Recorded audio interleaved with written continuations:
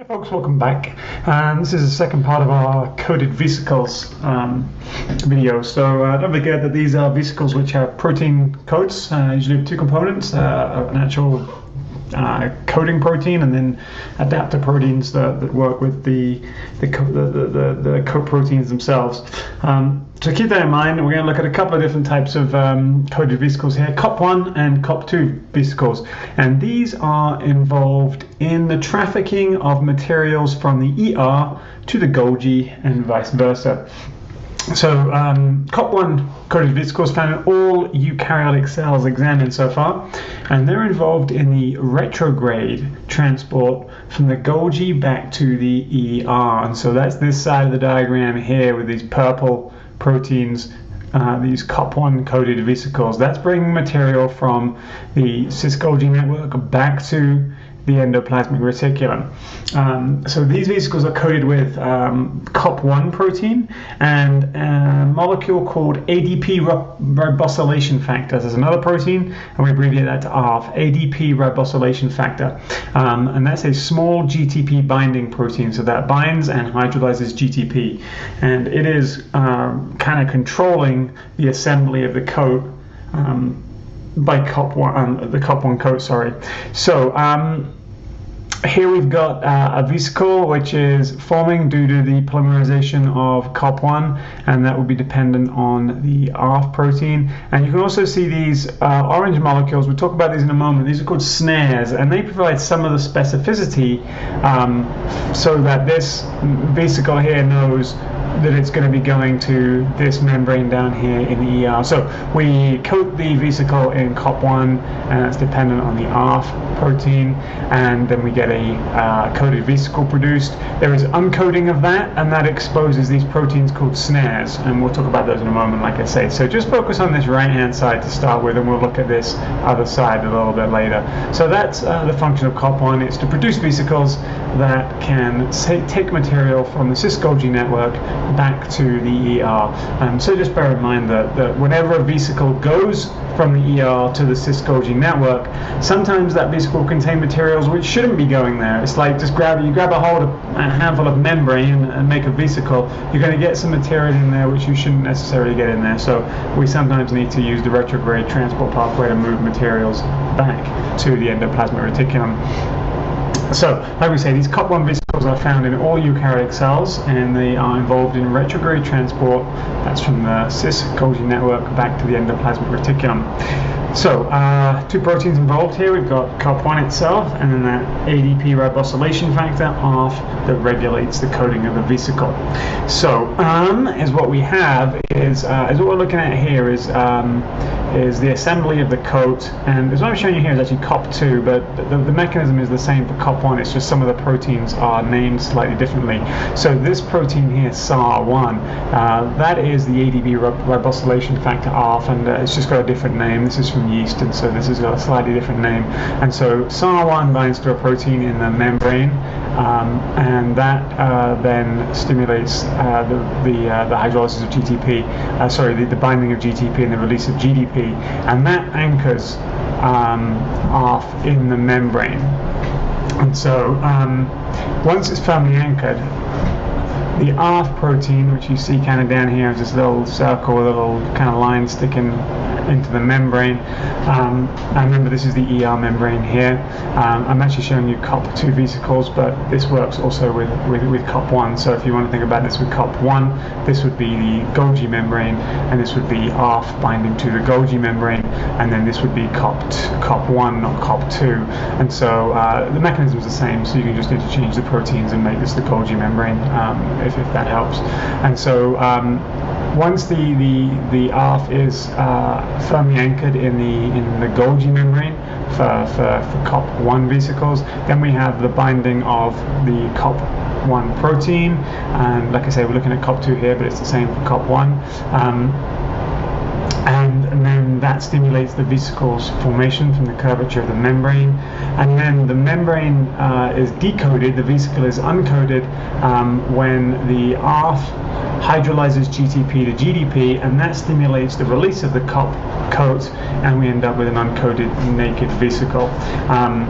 And so you're seeing it here for COP2, and these proteins are all specific for COP2, but exactly the same thing happens for COP1. It's just this would be the Golgi membrane, and this protein here labeled SAR1 would be called ARF, and so the mechanism is exactly the same. So let's take a look at this in a little bit more detail. Over on the right, on the left of the diagram here, I've left this diagram so you can put it in bigger context. So we've got COP1 doing retrograde transport, and we've got COP2 doing anterograde transport. That's taking material from the rough ER to the cis-Golgi network. And so how do we get the specificity of delivery? How do we know, how do we get this vesicle that's forming here to bind specifically to this membrane down here? And how do we get these vesicles here to bind specifically to this membrane up here? That is to say, how do we get directionality? And we can explain some of this directionality using what's called the SNARE hypothesis. And so there are some additional proteins involved in this that will come up in a moment. One is called N-ethylmalamide sensitive factor, also known as NSF, and there's a protein called the soluble NSF attachment proteins, or the SNAPs, and so we'll talk about those in a moment. The most important proteins in the SNARE hypothesis, though, are the SNARE molecules, and so the SNAREs come in two families. Those are the V-SNAREs, those are the vesicle SNAP receptors. So SNARE stands for SNAP receptor protein, SNAP receptor protein. V-SNAREs are vesicle SNAP receptor proteins, and they're found only on vesicles. And then you have T-SNAREs, or target SNAP receptors, and they're only found on target membranes. So V-SNAREs that you find on vesicle membranes only match certain types of T-SNAREs that you find on the target membrane. So on this diagram on the left here, all of the SNAREs are shown in orange, which is a little bit stupid. They should put them in different colors. So these orange molecules here are V-SNAREs, and they are in the vesicle, and they only match up with certain T-SNAREs which are down here in the target membrane of the endoplasmic reticulum. So these are kind of complementary. They'll come together and form a tight association, but they've got to be the right matching V-SNAREs and T-SNAREs, otherwise they won't stick together. And so when those things match, that means this vesicle can bind to this membrane, and that means that we've got the directionality of transport from the cis-Golgi network through the retrograde pathway to the endoplasmic reticulum membrane. So looking at that in a little bit more detail, is what we're going to have again a protein which is involved in GTP binding, and so that's called RAB in this case. So this protein RAB will insert itself through this little anchor into the transport vesicles membrane.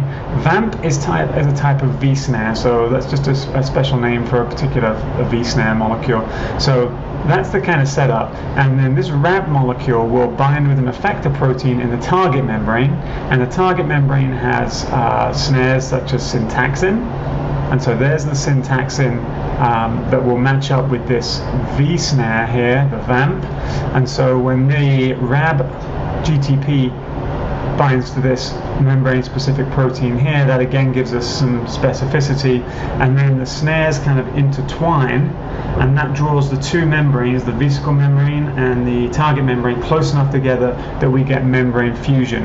And now the problem is that we've got this twisted set of SNAREs, so the SNAREs from the vesicle and the SNAREs from the target membrane, and that's where this NSF protein comes in. And what the NSF protein basically does is it uses ATP to kind of unwind the SNARE complexes and reset the whole system.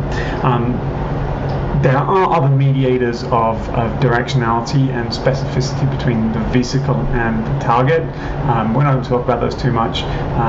We'll leave it pretty shallow here and just talk about the SNAREs. So the basic message here is that you have directionality of COP1 vesicles going from the cis-Golgi network to the endoplasmic reticulum, and you have directionality of vesicles covered in COP2 going from the endoplasmic reticulum to the cis-Golgi network, and that directionality is imparted in part by the COP1 or COP2 coat, and then the matching of specific vesicle SNAREs with T-SNAREs on the target membranes, and this is largely regulated by RAB that binds GTP, or SAR1 that binds GTP for COP2, or ARF for COP1. So that's how we get some of the specificity of targeting between membranes when we're trying to move things around in vesicles. I'll be back next time, and we're going to start looking at lysosomes a little bit. I'll speak to you soon.